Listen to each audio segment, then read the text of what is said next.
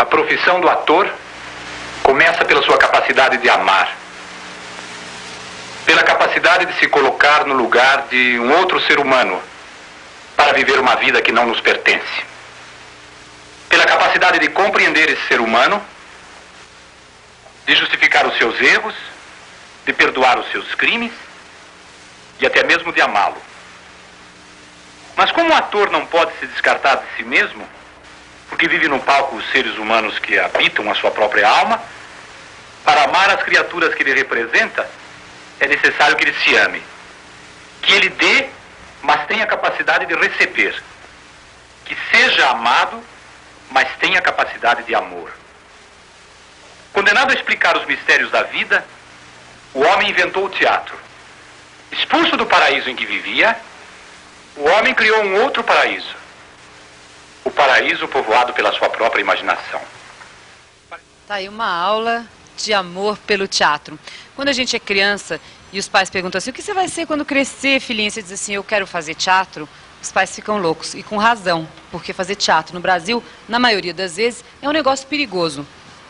Ou melhor, não dá dinheiro. Você está querendo subir na vida fazendo teatro, fica difícil. Mas algumas pessoas conseguem, com amor ao teatro, com persistência, com trabalho bom, com talento, fazer um sucesso atrás do outro.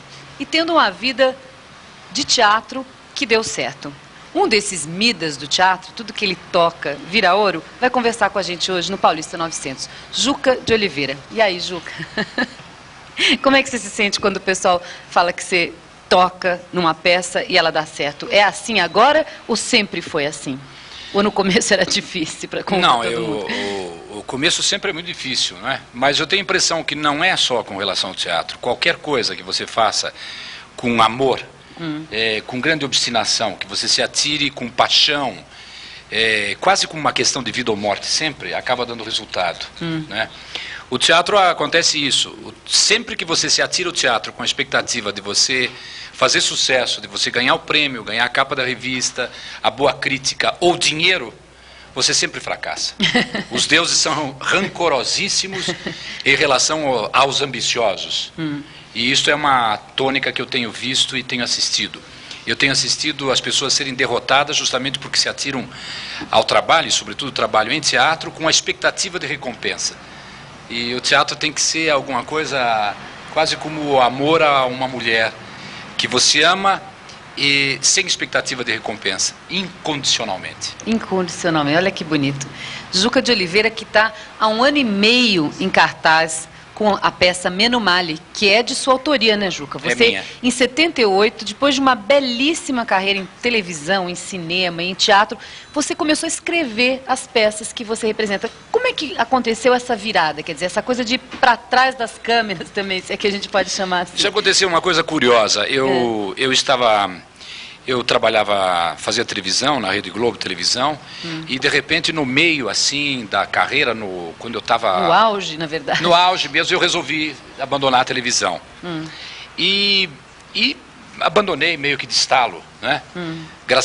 Ajudado um pouco pela minha mulher, que disse assim, olha, acho que você não gosta muito disso, que você reclama muito. É mesmo? Você levanta reclamando, vai 6 horas da manhã, você levanta dando chute nas coisas, vai para o trabalho reclamando, quando você chega à noite você fica reclamando e você pega o texto para decorar, você continua reclamando. Você não está feliz. Esse trabalho eu acho que não é um trabalho legal para você. Que ótimo. Eu estive analisando, não deve ser muito bom você fazer esse negócio de novela que você não está gostando. Talvez você não esteja percebendo. E aquilo foi um insight muito curioso. Eu falei, realmente deve ter alguma coisa de errado. A despeito de todos os colegas fazerem exatamente a mesma coisa, eu comecei a pensar um pouco mais de critério a respeito, e aí eu resolvi deixar a televisão, e deixei. Mas deixar a televisão significa deixar a novela das 8, o prestígio, a popularidade, os autógrafos, as capas de revista, e sobretudo enfrentar o desconhecido, ou seja, uma carreira de teatro que você não sabe como é que vai ser a recompensa. Via de regra, ela é infinitamente inferior ao que você ganha na televisão. Então, a gente reuniu a família, que é muito pequena, somos só minha mulher e eu, e minha filha, disse assim, olha, agora é o seguinte, a vida vai mudar. Vai mudar, quer dizer, tem que beber pinga e cerveja, tem que abandonar o uísque, vender o carro, era um Opala, vamos vender, comprar um Fusqueta e partir para uma vida extremamente modesta, porque nós vamos enfrentar o teatro. E, de repente, eu me dei conta que eu tinha um tempo enorme à minha disposição. Que delícia. Esse tempo era o tempo que... É o tempo durante o dia, quer dizer, eu representava à noite, quando eu estava em cartaz, e esse tempo todo, desde que eu levantava até que eu ia para o teatro, eu tinha disponível. Aí que eu descobri que existia um tempo disponível, que era ocupado pelo tempo de decorar e recitar as textos novelas. alheios. E como você está sempre em cartaz, você está sempre decorando e recitando. E como você é perfeccionista, você está sempre em falta. A gente sempre acha que não sabe o suficiente, e é verdade. Repete. Nós não sabemos o suficiente. Então nós estamos permanentemente decorando a novela. E você não tem tempo para sequer ler a orelha da manchete do jornal. Claro. Aí, com aquele tempo disponível, falei, bom, o que eu vou fazer? Eu devo fazer alguma coisa, inclusive, para suprir financeiramente essa parte que agora desbocou muito. Claro. E eu comecei a retomar um negócio que eu tinha feito na Escola de Arte Dramática em 59, que nós fundamos um seminário de dramaturgia para que os atores escrevessem algumas novelas, algumas peças de teatro. Estou com a novela na cabeça. E começamos a escrever naquela época, e eu retomei esse trabalho e escrevi o Baixa Sociedade. Que foi teu primeiro texto e já foi sucesso. Já foi sucesso. Aí eu falei, bom, descobri uma nova profissão. E deu certo. E não parou mais, 10 anos isso. Aí eu fiz o Motel Paradiso, que foi a segunda peça.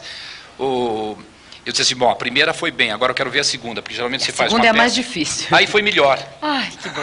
Foi um sucesso maior. Inclusive, Baixa Sociedade foi representada na Argentina por Dario Victori, que é um grande ator argentino. Depois ele viajou por vários países latino-americanos e tudo. Depois veio o Fármaco, que não representei. Depois veio o Menomale e continuo escrevendo. Que é o sucesso. Aposto que você não chega mais em casa reclamando. Chega? Não, eu gosto demais de fazer o que eu quero. Olha, ela tinha... Como é que é o nome da tua mulher?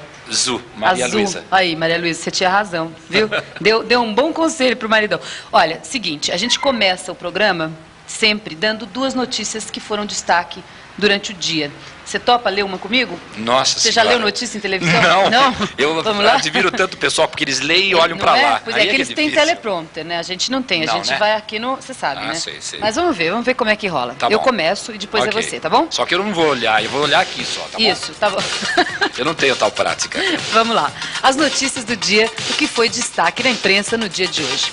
Um foco de incêndio causou transtorno no trânsito da Avenida Paulista, aqui, na altura do número 900.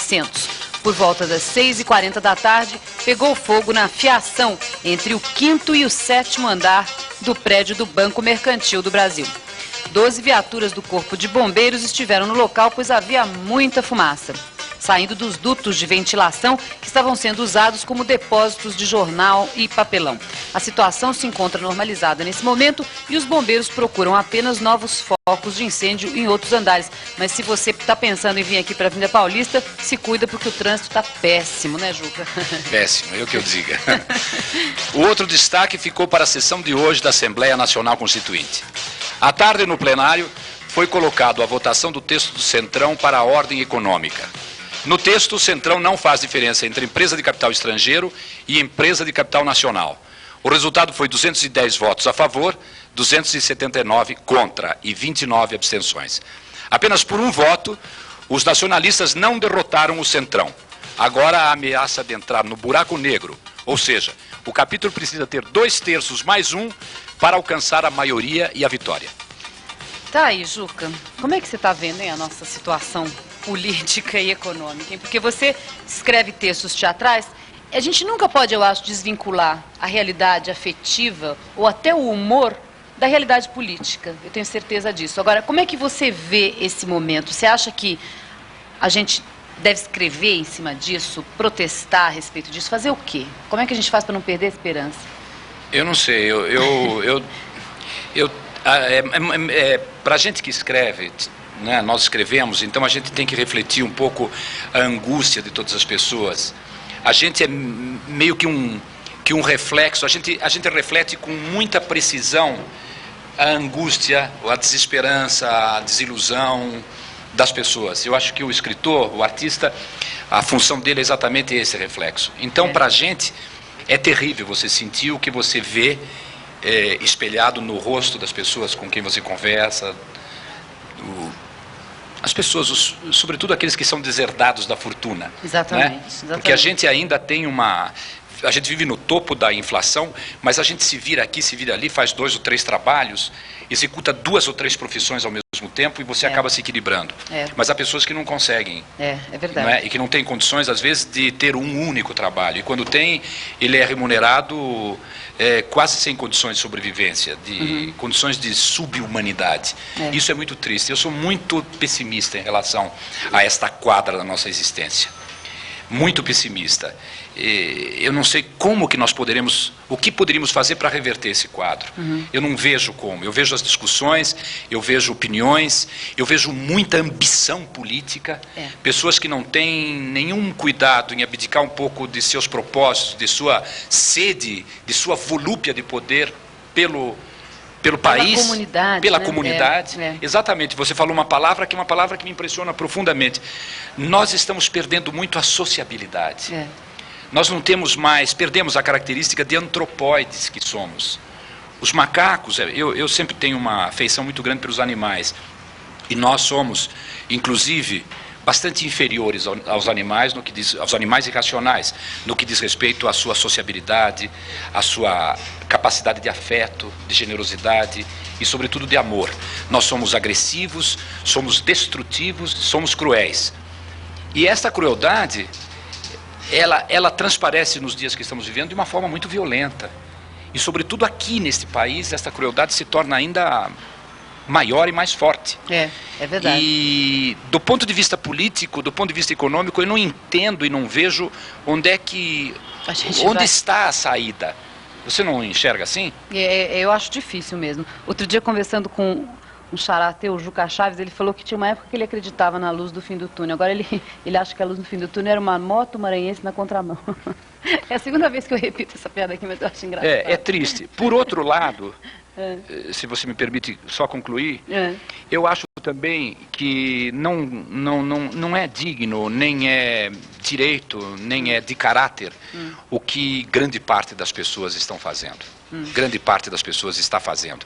Eles estão desviando recursos, possibilidade de sobrevivência desse país para o exterior. Terrível. Como que nós podemos solicitar empresas estrangeiras que façam investimentos aqui nesse país, solicitar que eles nos ajudem, ou que pelo menos apliquem capitais aqui, se nós estamos colocando todo o dinheiro que nós ganhamos, convertendo em dólares e depositando fora. Isso é uma coisa absolutamente nojenta. É uma coisa bárbara que está acontecendo. Outro problema é esta volúpia de se viver em Portugal, na Europa, em países que não seja o Brasil. Este êxodo. Estamos todos como ratos vendo o barco e estamos deixando o navio. Isto é uma posição de rato, não é muito uma posição de homem. Eu acho que a despeito de ser difícil, você tem que ficar aqui e brigar com o teu irmão. Então, se você tem condições de juntar alguns tostões, pegar um navio e ir embora, eu acho isso de uma falta de caráter, que uma das coisas que mais me levam à indignação é isto que a gente está assistindo. Outro dia teve uma reportagem imensa de pessoas que estão deixando o país, vivendo no Canadá, vivendo no... Mas, meu Deus do céu, e os seus irmãos que não estão conseguindo sobreviver aqui? Então você junta meia dúzia de dólares, bota no bolso e vai embora procurar plagas melhores. Estamos perdendo a sociabilidade, a capacidade de querer bem o outro, de ajudar, meu Deus do céu. Se você tem dinheiro para ir embora, meu Deus do céu, ajude o país um pouco. Eu acho de um mau caráter, de uma cafajestada. Isto é que é... eu vou escrever uma peça sobre esse tema. Olha aí, pronto. Era isso que eu queria. Que ele dissesse que vai escrever uma peça sobre esse tema. Vocês estão vendo que o Juca está inflamado. O Juca tem muita coisa para dizer, veio parar aqui no endereço certo de São Paulo e está à disposição dos nossos telespectadores pelos seguintes telefones, 287-4005, 287-4205. Você quer perguntar para o Juca por que ele saiu da televisão? Como é que é a vida dele fora do ar, fora do teatro e da TV? Como é que ele vive em casa? Essas coisinhas todas que você tem curiosidade, liga para a gente, porque hoje nós vamos sortear, inclusive, no final do programa, alguns livros do Clube do Livro. Eu tinha vontade de te perguntar, enquanto você falava, o pessoal indo para Portugal, você é descendente de portugueses? O de Oliveira é um Oliveira português? Muito longínquamente, nós somos portugueses. Os Oliveira Santos, né, são portugueses, bem longínquos. E do parte da minha mãe, são os colos, somos italianos. Então é caipira com italiano. Você tem um lado italiano forte, diga-se de passagem, né? Mas a gente resolveu fazer uma homenagem para você com um conjunto de música portuguesa que tem aqui na Gazeta. Ótimo. Tá aí no VT, vamos dar uma olhada. E com vocês, eu, Maria Manuela e os Roixinóis do Porto. Oh, Maria! Oh, Margarinha! Oh, Maria! Oh, Margarinha! Era o teu pai, ó, brim-tim-tim, mas agora era o teu pai, ó, brim-tim-tim, mas agora oh, Maria!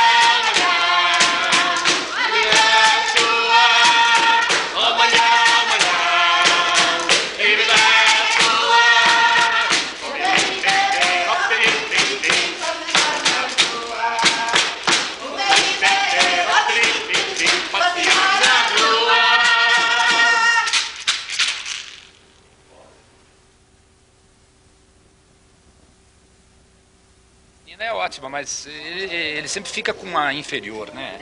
Ele vai tendo que trocar, né? Trocar. Ele vai, porque também é muito difícil trabalhar com ele, né? Você já trabalhou com ele? Eu trabalhei muito com o Antunes, mas trabalhava profissionalmente, não esse trabalho que ele faz atualmente, né? Atualmente é um trabalho semi-amador, é um teatro alternativo, é diferente, descongestionou o trânsito agora, hein? Melhorou. Graças a Deus, estava na hora, né? Acabou de descongestionar. Como era o trabalho que ele fazia antes? Não, ele era um diretor profissional, né? Fazia peças de teatro. Atores? Sim, ele fez o Plantão 21, fez o Eu só Blackout, conheci o Antunes fazendo... fez a Cozinha comigo, que fomos o Corpo a Corpo, eu fiz Ricardo III com ele, eu fiz vários espetáculos, sempre, mas teatro profissional, né? A Cozinha mesmo foi um espetáculo assombrosamente bom, Corpo a Corpo. Sei. A Cozinha ficou muito tempo em cartaz, né? Ficou, foi um sucesso enorme. Agora, depois ele partiu para esse teatro alternativo, aí é um teatro semi-amador. A gente não pode fazer, não tem nada que... De vez em quando tem um maluco assim, tipo o Raul, que vai lá e faz uma traga um pouco, mas... O Raul Cortez? É uma experiência trágica, né? Vamos falar disso no ar, eu acho bom a gente falar das tendências do teatro, porque você tem alguns outros, né? Mas são poucos os que estão conseguindo se manter em cartaz durante 1 ano e meio, vendendo bem o espetáculo. Eu acho que todas as pessoas que se dedicam fazem bem, quer dizer, a Marília vai muito bem, o Paulo Trans sempre vai muito bem, o Raul Cortez vai muito bem, o Fagundes vai muito bem, o pessoal que faz profissionalmente, seriamente, vai bem. Não é? É verdade.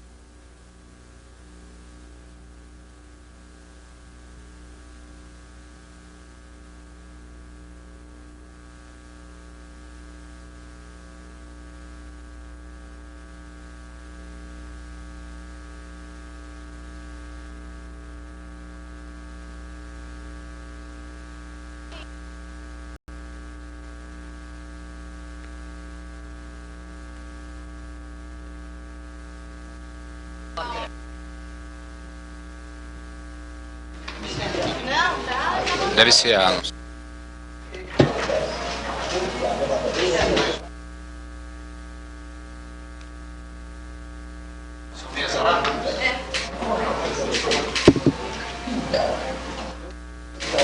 Agora tem... O que tem de bom de filme aí? Eu vi Os Oscars todos, né? O Último Imperador. O Último Imperador eu não vi ainda. Lindíssimo. Você viu? Bonito. Eu gosto muito do Bertolucci, né? Acho legal o trabalho dele. Acho que super merecido, assim, os 25 horas. Tem o réu alguma coisa a alegar a bem da sua defesa? Tudo o que eu disse foi de medo e pancada, seu juiz. Apanhei até não poder mais para sortar as mentiras desse processo. Me davam purgante. Me amarravam. Me surravam tanto que depois não podia mais. Meu corpo ficou que era só sangue. Até a mãe apanhou. Deixaram ela nua, seu juiz. Aguentei 38 dias. Aí tive que falar mentira. Qualquer um falava daquele jeito. Juro por Deus e pela vida dos meus filhos. Eu sou inocente. Tá aí, Juca de Oliveira em 67, olha só. Fazendo o Caso dos Irmãos Naves, dirigido pelo Luiz Sérgio Persson.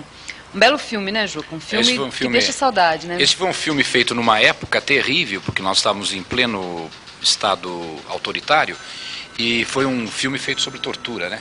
Exatamente. Nós conseguimos, quer dizer, o Luiz Sérgio Pesson, o Glauco Mirko Laurelli, que era o assistente de direção e coprodutor, eles conseguiram furar praticamente um cerco de dificuldades incríveis e fazer um filme de denúncia, um filme terrível. Porque a despeito de tratar de um erro judiciário em Minas, cometido há muitos anos atrás, que era o erro judiciário contra os irmãos Naves, Joaquim e que aconteceu na ditadura de Vargas. Exatamente. Né? Ele tinha uma aproximação muito grande com a época que nós vivíamos, né? Exatamente. E foi realmente um tento impressionante. Esse filme foi um grande sucesso, sobretudo nos Estados Unidos e Europa, onde ele chegou a ganhar prêmios e tudo. Inclusive, falando em prêmios, Juca, você é uma pessoa bastante premiada, né? Você tem várias mulheres, todos os prêmios possíveis que já foram inventados no Brasil, você ganhou. Tem algum que está faltando? Como é que é essa coisa do prêmio para você? Olha, agora, depois de um certo tempo, o prêmio já deixa de ter importância, né? Imagino. A gente já não... O prêmio que a gente gosta agora é o prêmio do público. Né? O público é o maior prêmio.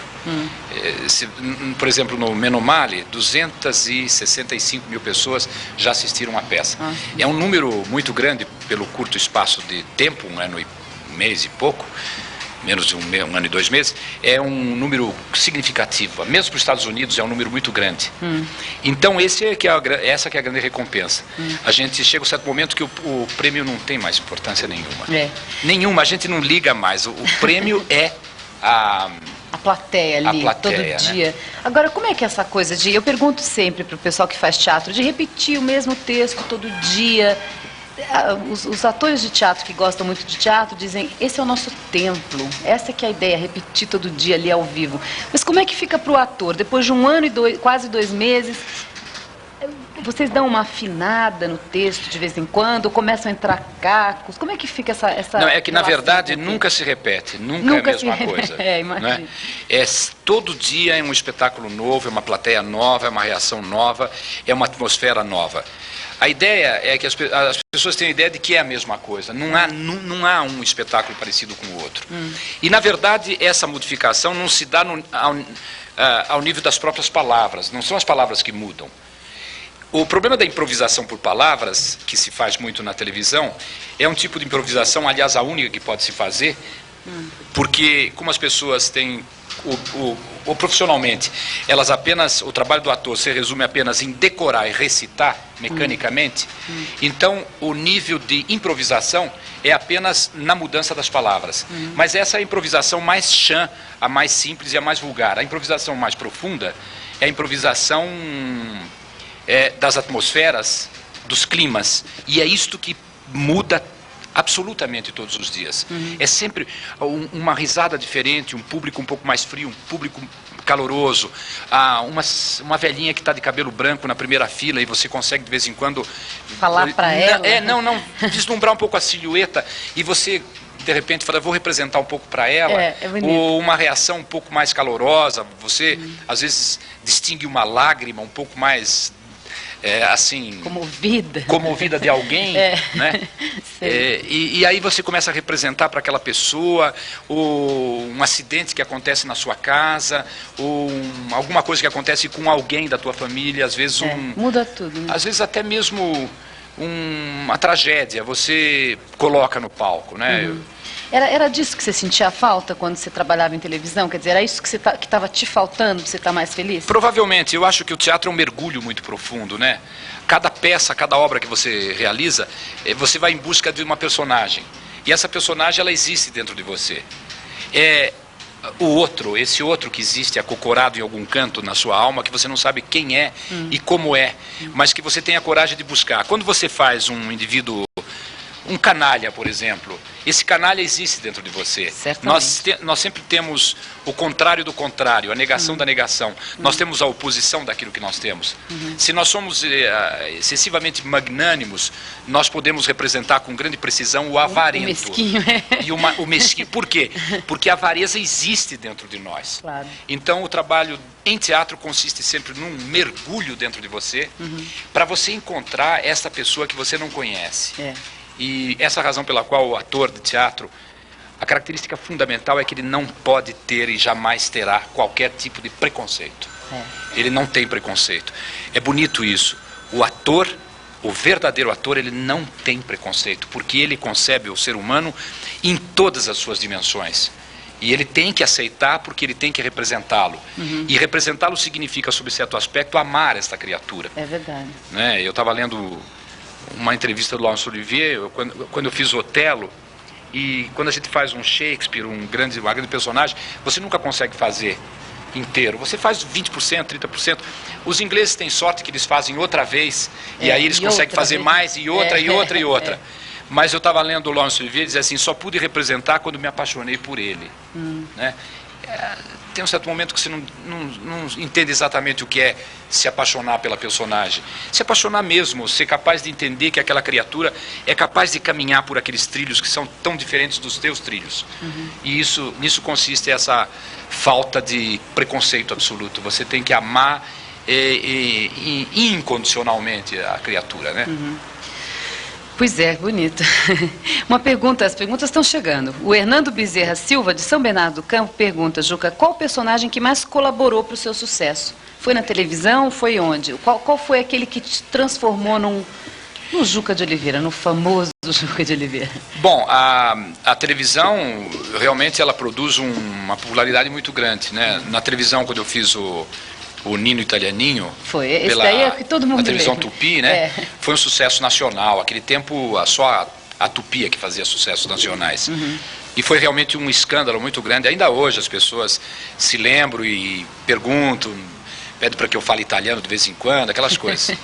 Depois eu fiz outros sucessos na televisão Tupi, mas o maior foi realmente o Italianinho. Depois fui para a Globo e fiz o Pedro Azulão, que era uma personagem que fez um grande sucesso com a Dina, com a Regina. Depois fiz o João Gibão, que também foi uma personagem que marcou muito, o homem que voava, né?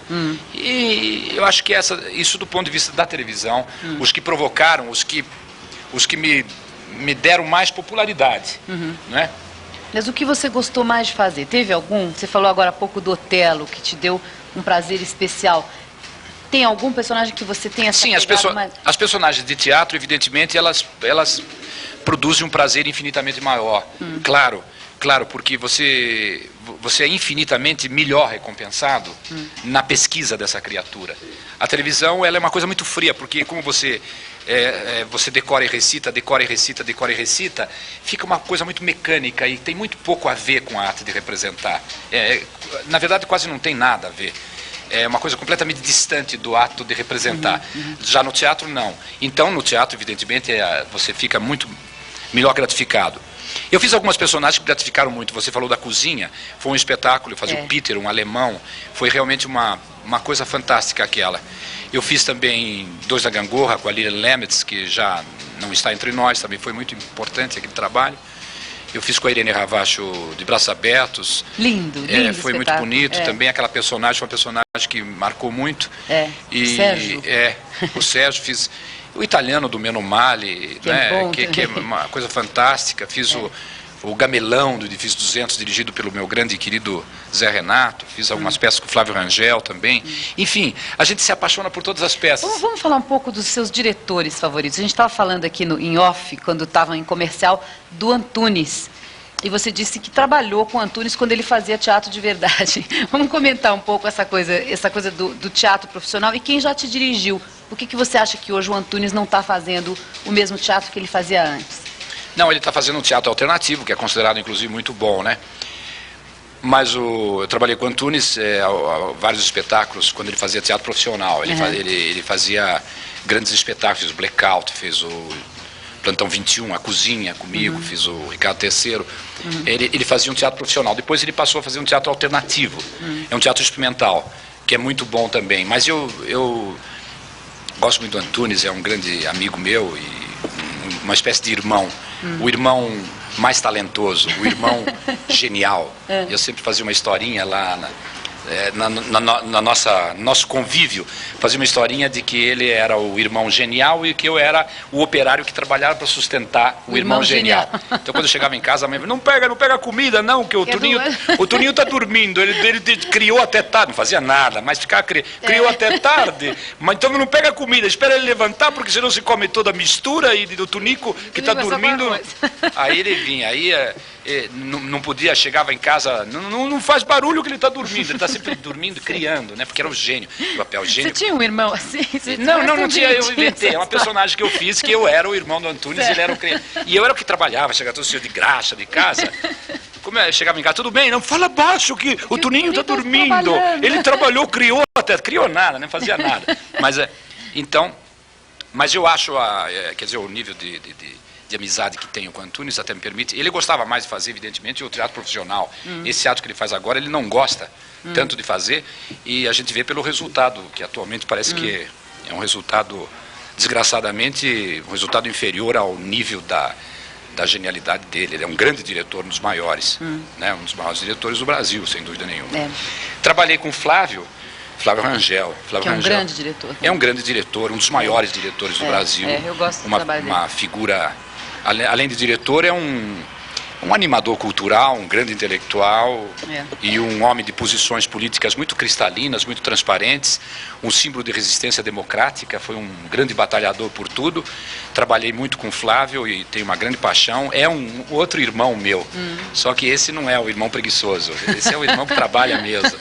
Trabalhei com o Zé Renato, que fundou o Teatro de Arena, fiz vários espetáculos com ele, Osmar Rodrigues Cruz, né? Bibi Ferreira mais recentemente, né? Essa paixão. Trabalhei com o Posse também. Né? O Posse. A Bibi, a gente está começando a trabalhar agora, estamos namorando, né? Estamos apaixonados. Não, nós fizemos o Menomalha agora, né? O Menomalha é dela, é com você, ela dirige. Então a gente vamos trabalhar novamente no Rio agora, que ela vai dirigir a peça. Vocês vão para o Rio com o Menomalha? Vamos para o Rio, sim. Vamos para o Rio em outubro, estreamos lá, né? Olha que beleza. Depois... E você acha que o Menomalha pega no Rio da mesma forma que pegou em São Paulo? Quer dizer, São Paulo tem uma colônia italiana muito forte, né? Exato. Como é que fica essa coisa? Eu não sei, a gente nunca sabe. Eu sempre acho, eu tenho uma visão assim ótima a respeito das coisas que eu faço. Eu sempre acho que vai afundar. Não vai dar certo. Não tem expectativa nenhuma. Não, eu acho que a única possibilidade de você fazer sucesso, inclusive, é você ter a certeza de que você não tem nada de seguro na mão. Você tem que conquistar. O Rio de Janeiro, por exemplo. Eu sempre falo estava outro dia falando com o Fulvio Stefanini, com o Luiz Gustavo, que são colegas apaixonantes, né? São maravilhosos. Junto com a Nicole Puzzi, com a Sandra Mara, com a Maristela.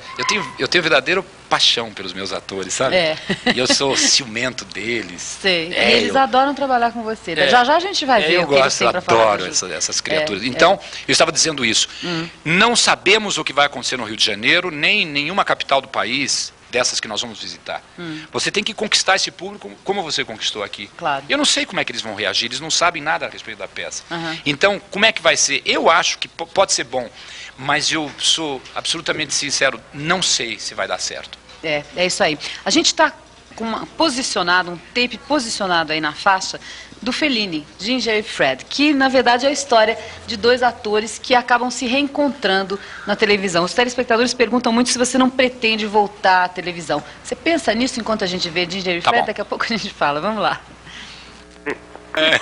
Marcelo envelhecendo. Ele parece estar na casa dele. Que coisa fantástica. Ele é um ator deslumbrante. Deslumbrante. E esse filme, particularmente, é tão bonito, né? Você que escolheu, você disse pra gente que gostava, a gente botou ele aí. Vamos falar um pouco, a gente viu aí Marcelo Mastroianni envelhecendo lindamente. Você é um homem que está envelhecendo bonito também. Como é que é essa coisa pra você de ir tendo o cabelo branco e fazendo, você já fez os papéis de galã, né? Agora você pode fazer o papel do pai da mocinha. Como é que é? Como é que é pra você, pro ator, a chegada... Você está com 58 anos, 53. É isso? 50, desculpa. Não, meu 53. 53, é verdade. 53 anos. Como é que é isso para você? O problema de envelhecer absolutamente não me afeta em rigorosamente nada. Eu tenho uma visão, inclusive, muito ecológica, holística, muito em relação a... seria... etóloga, eu sou muito ligado aos animais, aos bichos.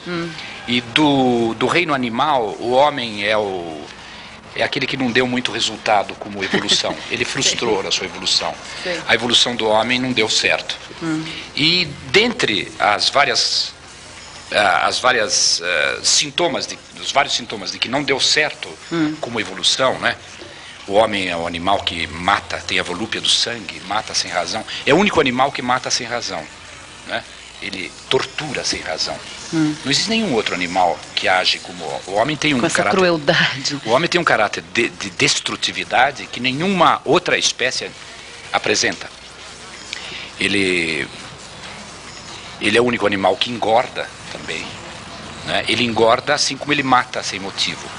Aham. E os animais que matam além do homem, por exemplo, o cão mata, mas pelo efeito da domesticação. Sim. Nenhum outro animal. O ancestral selvagem do cão, que é o lobo, não mata. Como mata o cão, mata inclusive o seu próprio semelhante, ele mata outro cão e mata animais de outra espécie por razões que não sejam a de fome, né? Certo. De preservação da espécie. Certo. E ele é um animal também que engorda o homem. Os outros animais não engordam. Não tem peixe gordo. Tem animais gordos por domesticação. O porco, a vaca, mais por efeito do homem. Certo. Né? E esses são sintomas de involução de espécie. Nós estamos evoluindo, ou seja, nós estamos chegando ao final mesmo, né? Como bicho. Um deles é o problema da promiscuidade. A promiscuidade.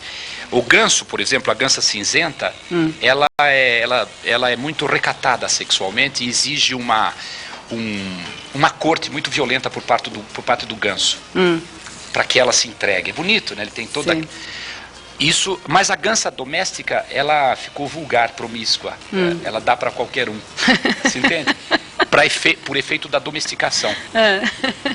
Um outro, isso é um exemplo de evolução de espécie, Certo. né? Sintomas. Um outro é, por exemplo, a incapacidade de envelhecer. Só nós é que não queremos envelhecer. Por exemplo, a operação plástica, os olhos. Agora, recentemente, eles inventaram as lentes de contato verdes, né? Exatamente. Esta tentativa desesperada de se agarrar à eternidade é de uma tolice tão grande e uma característica fundamental de que nós estamos no fim como espécie, né? Nós somos os piores bichos que tem sobre a Terra. Um deles é esse. As pessoas, as mulheres, elas põem as coisas, principalmente as mulheres, de modo geral. Evidentemente há exceções honrosas, mas a maioria, elas se puxam, né? Elas se esticam. Elas se cortam todas de 6 em 6 meses, de 2 em 2 anos, para apresentar uma coisa que é uma espécie de tragédia do ocaso da sua existência. Uma incapacidade. Que é bonito, gostoso. É evidente que é bonito. Basta que você veja os animais, né? Eu, por exemplo, tenho vaca, eu crio animais, né? Tem tudo que é bicho. O Lima O Duarte boi- falou aqui que o você tem uma fazenda boi- super gostosa. O boi é engraçado. Por exemplo, um touro, lá tem, por exemplo, o cheiroso, tem vários touros, mas o cheiroso, Cheiroso. eu fico sempre observando. Se tem uma vaca velha, a colombina é uma vaca de 15 anos, já é uma senhora de 72. A colombina, se ela está no cio, ele cruza com a colombina e pode ter a 2 metros da colombina uma novilhinha de 2 anos. Gatíssima. E ele não quer saber. Gatésima, sabe? Mas assim, gostosésima. Ele não pega a novilha e pega a colombina de 72 anos. Olha, você vê? Que sorte da De colombina. onde já se viu, por exemplo, em qual espécie, além dessa espécie em acelerada evolução, em plano inclinado para uma lata de lixo, que existe uma alucinação em relação à novilha e o desprezo pela colombina. Exatamente. Não existe isso em lugar nenhum. Vocês imaginaram que a Nenhum gente ia bicho, falar só sobre nós, isso? só nós, A colombina. só nós. Isso é sintoma de que nós estamos, Tá lá. Quer dizer, você não tem medo, Evelyn. Você prefere, aliás, a gente escolheu aqui um filme que eu adoro, De Volta para o Futuro, que é o teu lado criança, né? Que o Spielberg faz muito isso, traz de volta pra gente aquela loucura da infância. Vamos curtir um pouquinho De Volta para o Futuro, daqui a pouco a gente volta com Juca de Oliveira, no Paulista 900.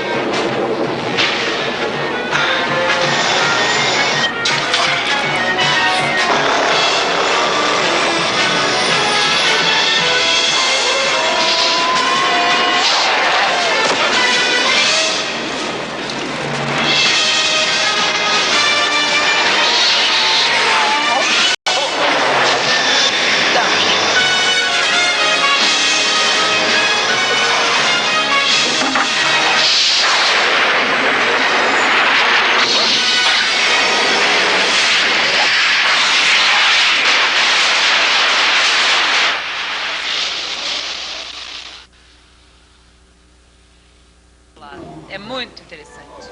Muito. Agora, esse negócio dos bichos que eu falei é uma coisa fantástica. Isso, Isso, eu não né? sabia que você sabia tanto sobre os bichos. Essa coisa da gansa. eu que estudo dá muito pra qualquer etologia, o Conrad Lorenz. É a gansa quando é domesticada. Pois é, eu não sabia disso. A ancestral selvagem dela, não, ela continua recatadíssima. A outra ficou puta. A outra ficou. Ficou vadia, promíscua, dá pra todo mundo. O homem não é promíscuo. Não era, ele se tornou promíscuo. Depois O homem é monogâmico, essencialmente monogâmico, né? Ou como espécie, o antropóide. Como o macaco Eu tava tomando também, café, eu por que acho. você tirou meu café? Esfriou, tá muito quentinho. Então o homem se tornou promíscuo. Ele não é, tanto é verdade que ele não é promíscuo, que as pessoas têm problemas de consciência quando traem. É horrível. O problema de consciência não devia existir, mesmo pessoas avançadíssimas. É. Estamos. O quê? Ah, como não entra ópera? Por que a gente não tira a flor da Nós pele? falamos muito, acho, Falamos. né? Hein? Não era pra falar. Bom, eu não sei de nada, vocês me deixam falar. Quando ela faz assim com a mão pra você, você vê que é pra falar rápido. Quando ela falou, eu parei. Ela fez assim, eu parei. A pena a gente tirar a ópera, que é um lado que as pessoas não conhecem dele. Não tira a ópera, tudo bem, pode tirar sem problema nenhum. Tá bom, tá legal, tá legal. Não, eu vou direto aqui. Não. Ótima ida, ótima ideia. Você gosta de ópera? Eu vi dizer que você tem 30, 300 títulos, sei lá quantos. É lindo a ópera. Né? Por que a ópera não dá muito certo aqui no Brasil, hein? Dá. Quer dizer, dá, mas não... No Brasil nada dá certo, né? Não é só É, isso é ópera. verdade. Nem o próprio Universidade, Brasil. livro, poesia, É verdade. jornal, a televisão, nada dá certo. Fora a Globo, essa não dá nada certo. Fora a né? Globo, nem fala, nem Nem a fala. Globo não vai dar certo. Você acha?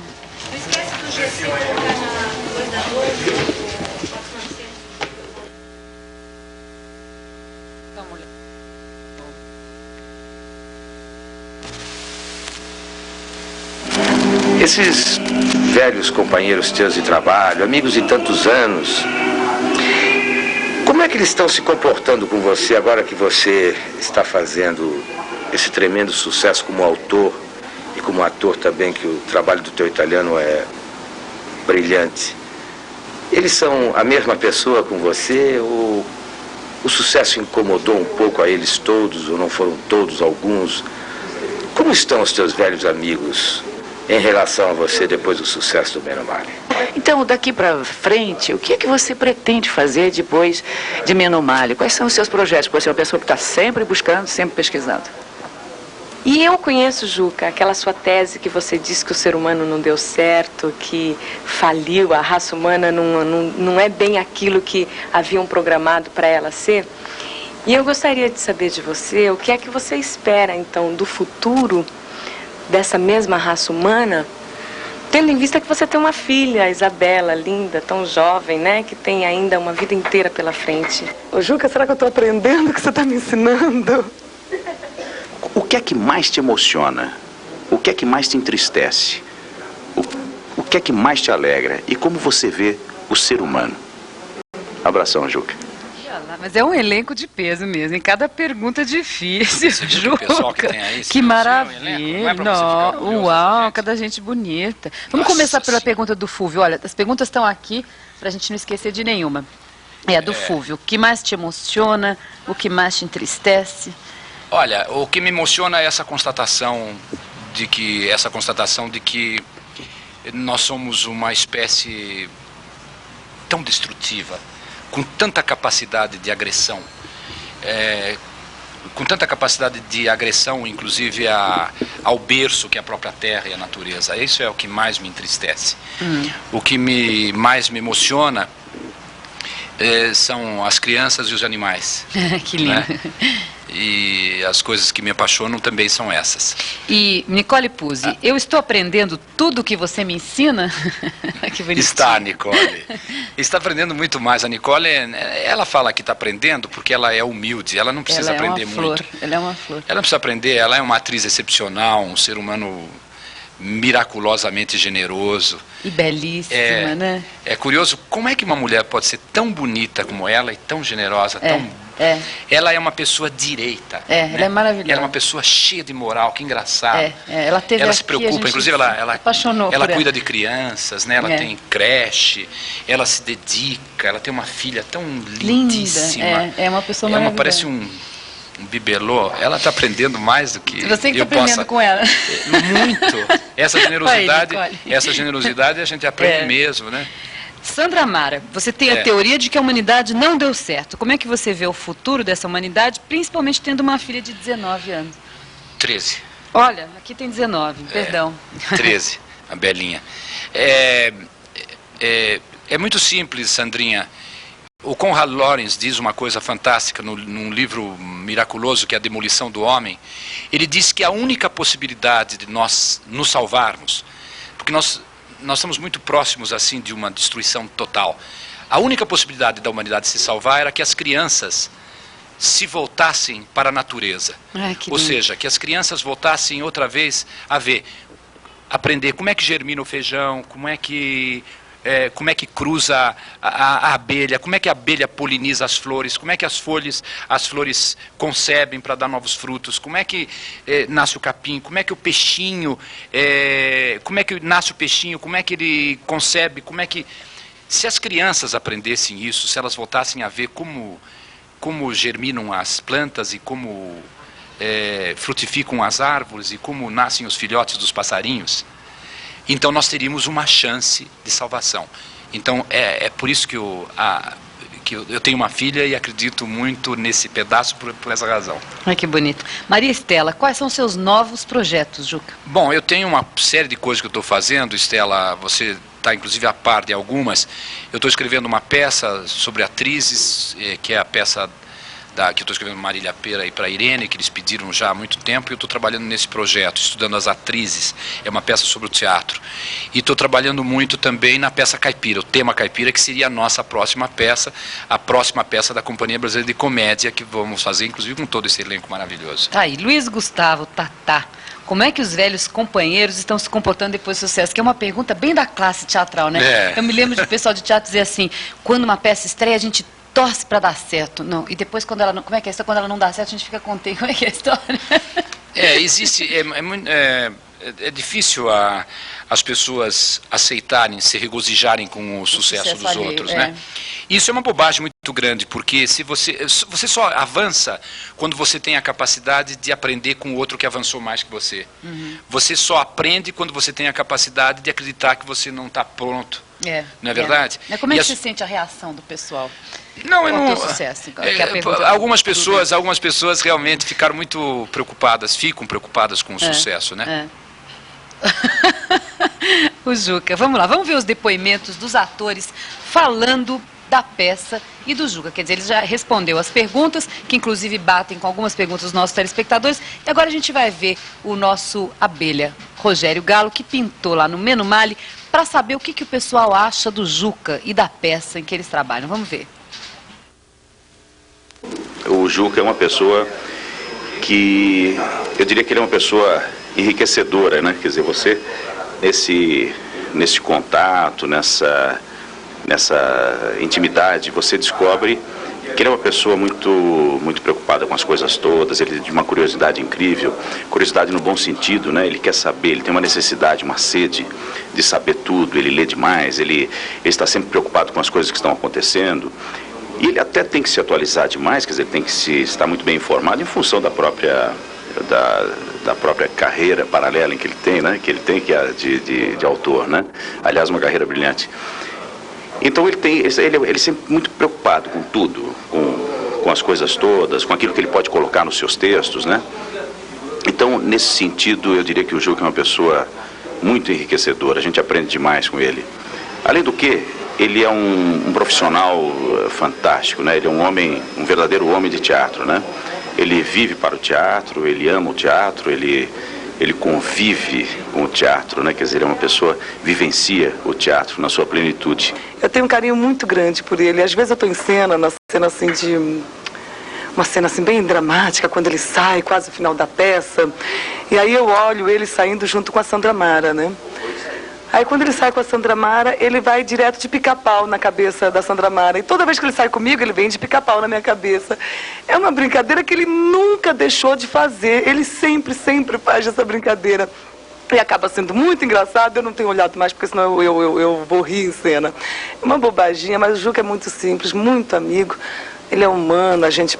dá para contar com ele, com as coisas, ele ensina. Agora, tem uma faceta do Juca que realmente cativa a gente, que é aquela coisa de quase criança sempre querendo descobrir as coisas. Ele é um eterno estudante, descobridor, pesquisador do ser humano, e ele passa pra gente aquela carinha de coisa de ingenuidade, de pureza, de criança às vezes, sabe? E tem perguntas às vezes até de que uma própria criança faria pra gente, porque ele é muito espontâneo. Ele como colega aqui, como companheiro de palco, como artista, ele é uma pessoa fantástica, uma pessoa assim, muito inteligente, uma pessoa extremamente informada, uma pessoa batalhadora que não se cansa nunca, está sempre estudando. Ele é uma pessoa fascinante nesse sentido. Como colega aqui, ele é muito divertido, ele é muito engraçado, tem bom humor. Ele é uma pessoa ótima, é isso. Eu gosto muito do Juca, ele é um companheiro brilhante, ele é uma pessoa muito sensível e maluca, né? Eu sofro um pouquinho aqui com o Juca no camarim, porque o Juca, cada semana ele está ligado numa coisa. Está sempre lendo 4, 5 livros ao mesmo tempo. E de repente a gente se envolve muito com o Juca, com o seu momento, com a sua... De repente ele está lendo o Velho Testamento, aí a gente tem que aguentar o Velho Testamento numa semana. Mas já de 20 dias para cá que o inferno nesse camarim tem sido o computador. Ele está alucinado com o computador. Já convenceu o Fulvio Stefanini de comprar um computador. Agora não é mais o computador, é o micro. Ele já comprou um que cospe papel com Winchester, o PTX/48. São catálogos de computador. Estou enlouquecido aqui. Tá aí, o Luiz Gustavo foi o único que falou que de vez em quando se enche o saco com essas coisas assim. Não é, eles são generosos demais, eles são maravilhosos. Eu sou um cão, eu sou uma pessoa horrível, eu sou uma pessoa... Eu tenho um temperamento horrível, eu sou genioso, eu sou péssimo. Eles me veem com filtros, evidentemente. E depois eles querem um aumento de salário, certamente. Né? Não, porque eles são sócios. Tô brincando. Até já. A gente volta em 1 minuto.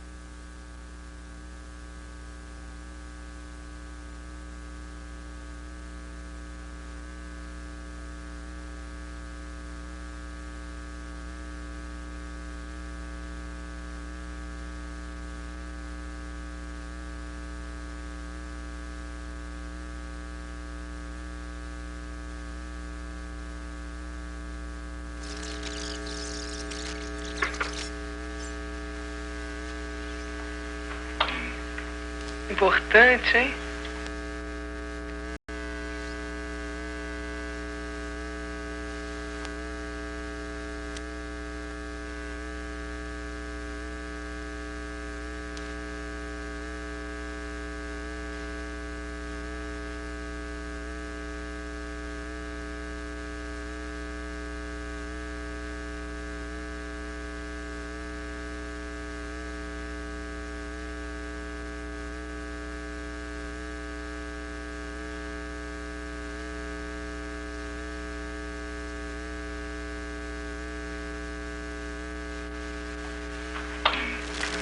Importante, hein? Programa de entrevista. Mentira, sua porra. Isso ainda.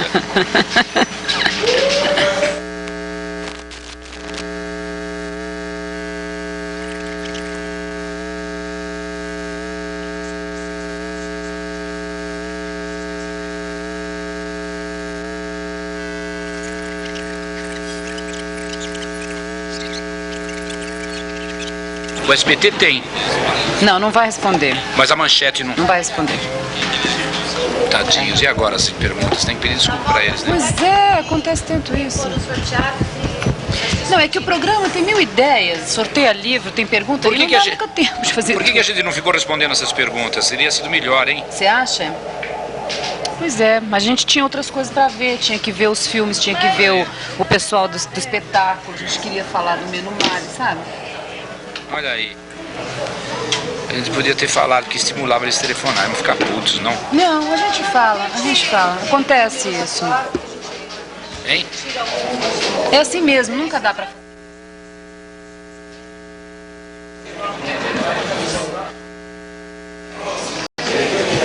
Não vai dar pra responder. Ah, é?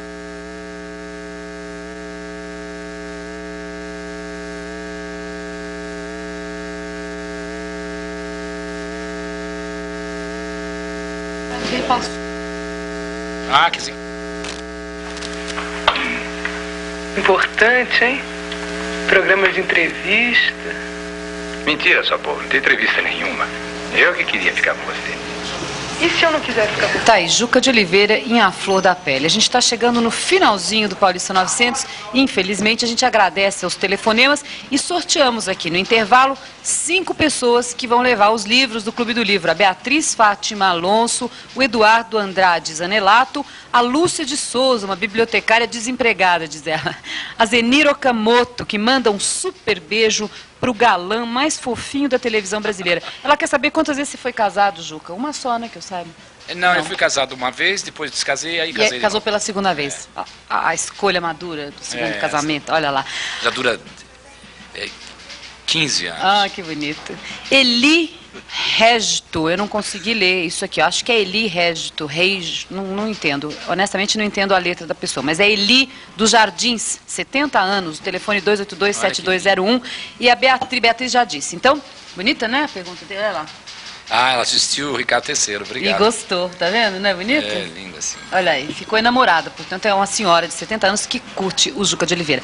Juca, chegamos ao fim, nós vamos colocar na vinheta do programa uma das suas grandes paixões, que é a ópera. Você me disse que Maravilha, adora a ópera. A gente escolheu a Aida de Verdi, que Maravilha, tal? maravilha. E agora você tem as nossas câmeras para convidar o pessoal para ver teu trabalho, para se despedir, para mandar um beijo, para dizer como você se sentiu aqui no Paulista 900. Adorei fazer o programa e quero aproveitar a oportunidade para convidar vocês para irem lá receber um abraço da gente no Menu Male, que é uma paixão para todos nós. Teatro Jardel Filho. Teatro Jardel Filho. O endereço? É na Brigadeiro. Brigadeiro, ali no Teatro Jardel, olha lá. Então, tá aí. Juca de Oliveira, que pintou aqui no Paulista 900, o endereço certo São Paulo. Vocês não sabem o que ele passou para chegar aqui. O trânsito estava péssimo. Chegou esbaforido, né, Juca? Mas valeu, valeu. Foi ótimo te ver aqui. Obrigado, eu que A gostei. gente vai lá ver você. Eu não vi ainda o teu espetáculo. Precisa ver, mas até- eu vou ver. Até outubro. Até setembro, não. Até nossa, setembro. É o segundo semestre, nós já estamos fora. Ah, é? Legal. Falou. Beijinho pra você.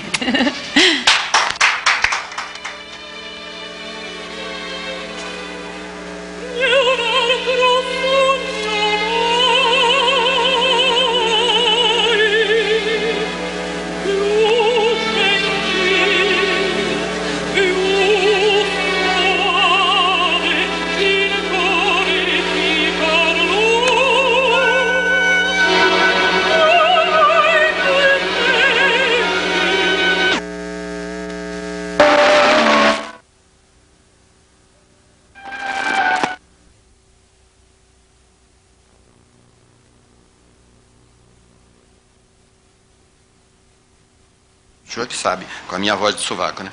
O senhor que sabe, se o senhor quiser, eu fico. E fiquei um grande sonoplasta. Punha as músicas na novela, os temas, inventava, muito atilado e tal. E um dia ele chegou pra mim e falou assim, aqui, você vai fazer um papel na minha novela aí. Viu? Eu falei, mas o senhor sabe que eu tenho essa voz de sovaco. Ele disse, não, mas eu preciso mesmo de uma voz de sovaco, do caipira. É disso que eu preciso. E eu fiz um papelzinho. Foi um sucesso danado. É. Como chamava esse personagem? Chamava Jazão. Jazão. É, Jazão. Violinista de bordo. Era violinista num navio, mas baiano. Violinista de bordo, Jazão. Uma novela de rádio, né? É. Aí ele me disse, que nome que eu falo lá no fim, da novela do rádio? Aí você disse, Ariclênio Aí eu falei, Venâncio. meu nome mesmo é Ariclênio Venâncio Martins.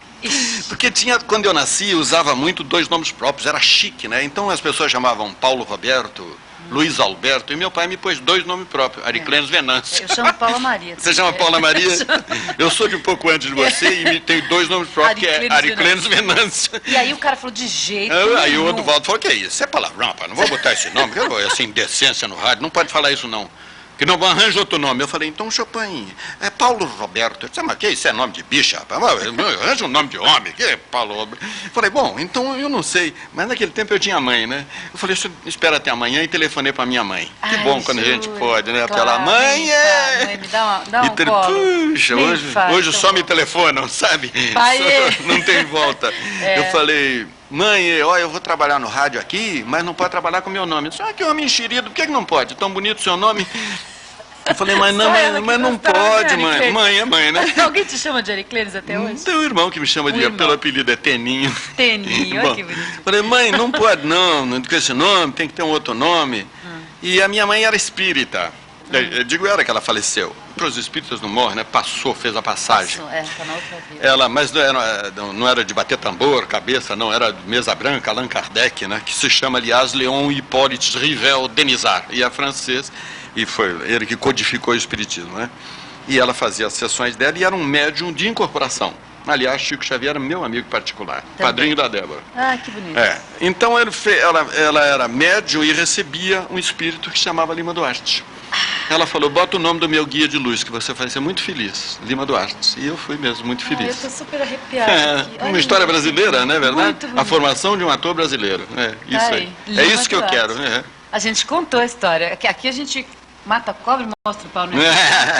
Você sabe como é o negócio da formação do ator? Pode falar? Por favor. Como é que é o negócio do ator? Por favor, pode falar. Por que eu não faço mais novela? Por que eu não... isso. Novela eu não quero fazer mais. Exatamente. Você vai fazer um programa de rádio aqui na Gazeta, na AM, né? Que começa no dia 11 de abril, se eu não me engano. 11 de abril, isso. Que você vai contar causos. Aliás, eu vou deixar para o finzinho do programa um causo, que você já vai aí revendo o seu arquivo para contar um causinho pra gente. Mas eu perguntei ao Lima, aqui num dos nossos intervalos comerciais, se ele ia voltar